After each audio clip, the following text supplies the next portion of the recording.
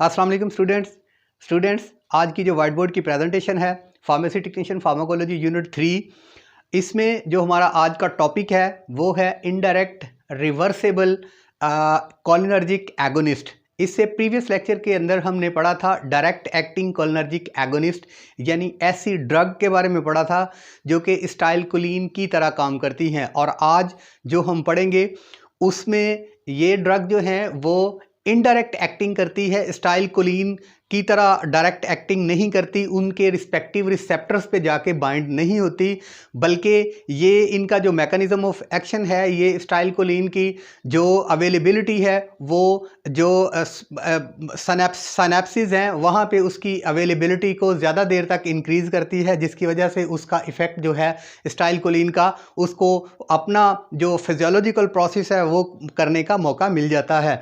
तो चलिए स्टार्ट करते हैं वाइट बोर्ड से। तो देखते हैं जो कीवर्ड्स मैंने यूज़ किए हुए हैं उनकी मदद से आपको बताने की कोशिश की जाएगी। सबसे पहले स्टूडेंट्स जानते हैं कि इसके अंदर जो इनडायरेक्ट एक्टिंग करती हैं वो ड्रग्स कौन सी हैं। ये दो ड्रग्स हैं स्टूडेंट, इसमें नियोस्टिग्मिन और फाइसोस्टिग्मिन। फाइसोस्टिग्मिन के बारे में यहाँ पे हमने पढ़ना है कि ये कैसे इनडायरेक्ट एक्टिंग करती है एगोनिस्ट के तौर पे, स्टाइलकोलिन के एगोनिस्ट के तौर पे। और उसके बाद स्टूडेंट्स यहाँ पे एक और टर्म है रिवर्सेबल। इससे प्रीवियस लेक्चर में हमने पढ़ा था कि जो एगोनिस्ट डायरेक्ट एक्टिंग करते हैं स्टाइलकोलिन की तरह उन जैसा काम करते हैं, और आज का जो लेक्चर है वो है जो इनडायरेक्ट एक्टिंग करते हैं, यानी स्टाइलकोलिन को उसकी जो जहाँ पे उसने बाइंड होना है और उसके बाद डिग्रेड होना है, डिग्रेडेशन के प्रोसेस को ये जो है वो इनहिबिट करेंगे ताकि स्टाइलकोलिन ज़्यादा देर तक जो है उसको अपना फिजियोलॉजिकल प्रोसेस करने का मौका मिल जाए। तो स्टार्ट करते हैं स्टूडेंट्स। सबसे पहले ये जो हमारे पास इनडायरेक्ट एक्टिंग रिवर्सेबल ड्रग है वो है फाइसोस्टिग्मिन। फाइसोस्टिग्मिन का सबसे पहले देखते हैं कि ये कहाँ से ली जाती है स्टूडेंट्स। ये एक नेचुरल अल्कलाइड्स ड्रग है। उसके बाद स्टूडेंट्स ये टर्शरी अमाइन है, और स्टूडेंट्स उसके बाद ये जीआईटी के अंदर इसकी अब्जॉर्प्शन हो जाती है, यानी इसको हम ऑरल रूट से ले सकते हैं, और ये जीआईटी के अंदर इसकी अब्जॉर्प्शन हो जाने के बाद ये डेजोलेशन और उसके बाद ये जो है हमारे बायोअवेलेबिलिटी इसकी ब्लड के अंदर हो जाती है। ये जीआईटी के ज़रिए से ये अब्जॉर्प्शन इसकी होती है। उसके बाद स्टूडेंट्स इट क्रॉस बी मैंने लिखा हुआ है ब्लड ब्रेन बैरियर। ये आपको स्टूडेंट्स इसे प्रीवियस लेक्चर में भी बताया गया था कि ब्लड ब्रेन बैरियर ऐसी ड्रग्स क्रॉस करती हैं जो कि लिपोफोलिक होती हैं, यानी जो फैट सोल्यूबल ड्रग्स होती हैं वो ब्लड ब्रेन बैरियर को इजीली क्रॉस करती हैं।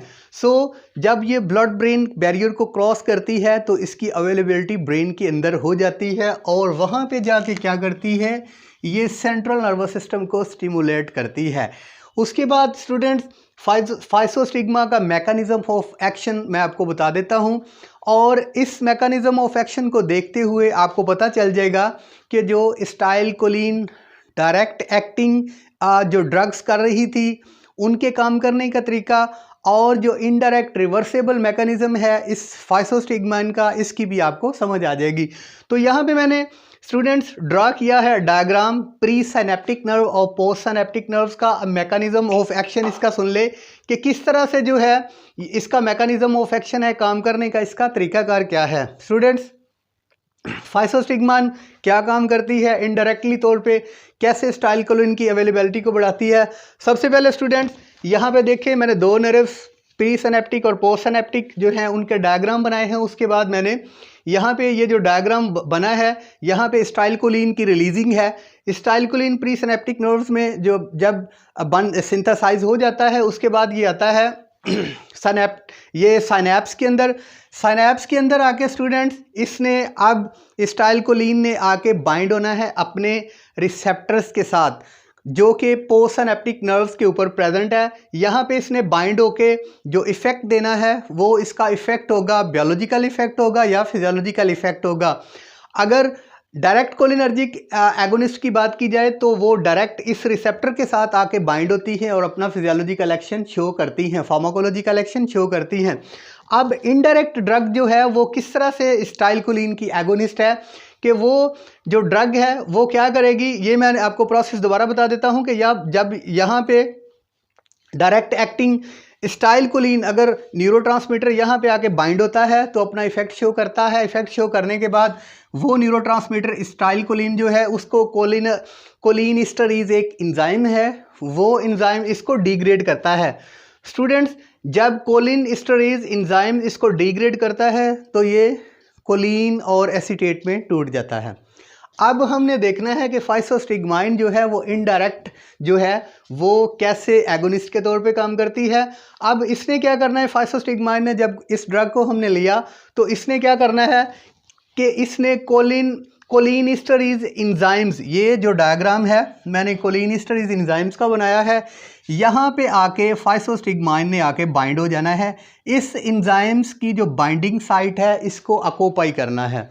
जब इस इंजाइम्स की बाइंडिंग साइट ऑक्यूपाई हो जाएगी तो इसके साथ आके स्टूडेंट्स जो स्टाइलकोलिन है वो बाइंड नहीं होगी। जब वो बाइंड नहीं होगी तो वो डिग्रेड भी नहीं होगी, यानी इस कोलिनिस्टरेज इंजाइम्स के साथ उसकी बाइंडिंग ही नहीं होगी तो डिग्रेडेशन भी नहीं होगी। जब डिग्रेडेशन नहीं होगी तो स्टाइलकोलिन की ज़्यादातर जो अवेलेबिलिटी है वो इस साइनेप्स के अंदर हो जाएगी और ज़्यादा देर अवेलेबिलिटी रहने की वजह से वो अपने रिस्पेक्टिव रिसेप्टर्स के साथ बाइंड होगी और अपना जो फिजियोलॉजिकल एक्शन है वो ज़्यादा देर तक देगी। तो स्टूडेंट्स, इस तरीके से इनडायरेक्ट एक्टिंग कर रही है, स्टाइलकोलिन की मावनत कर रही है। उसके बाद रिवर्सेबल है।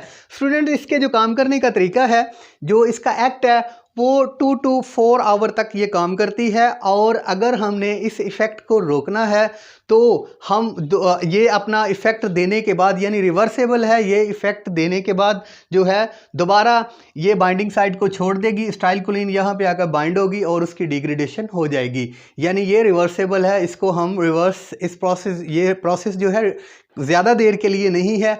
जो इरिवर्सेबल प्रोसेस होगा वो ज़्यादा देर के लिए होगा, लॉन्ग टाइम होगा। तो स्टूडेंट्स, आगे चलते हैं। इसका जो एक्शन है फाइसोस्टिग्माइन का वो क्या है। स्टूडेंट्स, जो स्टाइलकोलिन एगोनिस्ट का डायरेक्ट एक्टिंग का जो एक्शन है वो सेम इसका एक्शन है, वही इसका काम है। दोबारा से रिपीट करते हैं। स्टूडेंट्स, यहाँ पे लिखा हुआ है मैंने, wide range effect act on muscarinic nicotinic receptors. ये प्रीवियस लेक्चर में भी पढ़ा था कि इसका जो इफ़ेक्ट है वो मस्कारेनिक रिसेप्टर्स पे भी है और उसके बाद जो है वो निकोटेनिक रिसेप्टर पे भी है। उसके बाद स्टूडेंट्स, ये न्यूरोमस्कुलर जंक्शन पे भी इसका काम है और उसके बाद इसका जो एक्शन है वो 2 से 4 घंटे तक है। ठीक है। उसके बाद स्टूडेंट्स, ये इजीली ब्लड ब्रेन बैरियर को क्रॉस करती है क्योंकि ये लिपोफिलिक ड्रग है, वाटर सोल्यूबल नहीं है, फैट सोल्यूबल ड्रग्स है और जितनी भी फैट सोल्यूबल ड्रग्स होती हैं वो ब्लड ब्रेन बैरियर को इजीली क्रॉस करती हैं और ये सेंट्रल नर्वस सिस्टम को स्टिमुलेट करती है। उसके बाद अगर इसके थेरेपेटिक यूजेस की बात की जाए कि इसका थेरेपेटिक यूजेस क्या है, यहाँ पे हम इसका यूजेस देखते हैं।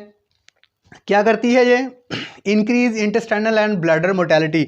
ये मैंने इससे प्रीवियस लेक्चर के अंदर हमने जो ड्रग पढ़ी थी स्टाइलकोलिन डायरेक्ट एक्टिंग, वो भी यही काम करती थी कि वो इंटेस्टाइनल मूवमेंट को ज़्यादा करती थी, पेरिस्टालसिस मूवमेंट को ज़्यादा करती थी, डायरिया काज करती थी। उसके बाद ब्लैडर की मोटेलिटी को ज़्यादा करती थी और यूरिनेशन ज़्यादा होती थी। इसकी भी वही काम करने का तरीका है। यानी ये उसके बाद हमने पढ़ा था ग्लाकोमा की ट्रीटमेंट के अंदर में भी इस्तेमाल होती है। ग्लाकोमा के ट्रीटमेंट के लिए इसलिए इस्तेमाल होती है कि एक तरफ ये ब्लड ब्रेन, यानी ये लिपोफिलिक ड्रग है और ये ब्लड ब्रेन बैरियर को क्रॉस करती है और दूसरी तरफ कार्नियल मेम्ब्रेन को भी क्रॉस करती है। जब ये कार्नियल मेम्ब्रेन को क्रॉस करती है तो इसको ग्लाकोमा के ट्रीटमेंट के लिए इस्तेमाल किया जाता है। उसके बाद students, produce meiosis and spasm. ये मैंने आपको बताया था कि ये ड्रग जो है आयरस मसल्स की कंट्रैक्शन करती है और ये प्यूपल के साइज़ को जो है वो कम कर देती है। ठीक है, यानी कंट्रैक्शन हो जाती है प्यूपल की इसके ज़रिए। अब स्टूडेंट्स, इसका एडवर्स इफ़ेक्ट क्या है कि इसकी अगर हाई डोज दे दी जाए तो वो कार्डियक आउटपुट जो है वो फॉल हो जाएगी, कार्डियक आउटपुट जो है वो कम हो जाएगी। और अगर इसकी एडवर्स या ओवरडोज इसकी दे दी जाए तो रेस्पिरेटरी सिस्टम या रेस्पिरेटरी सिस्टम फेल होने की वजह से जो है पेशेंट वो डेथ कॉज हो सकती है। तो स्टूडेंट्स, ये था एगोनी ये था कोलिनर्जिक एगोनिस्ट, इनडायरेक्ट एक्टिंग और रिवर्सेबल। इससे अगले लेक्चर के अंदर हम पढ़ेंगे कि जो कोलिनर्जिक एगोनिस्ट हैं वो इरिवर्सेबल कैसे हैं और इनडायरेक्ट एक्टिंग उनकी कैसी है और उनके काम करने का तरीका कैसा है। बहुत शुक्रिया। अस्सलाम वालेकुम।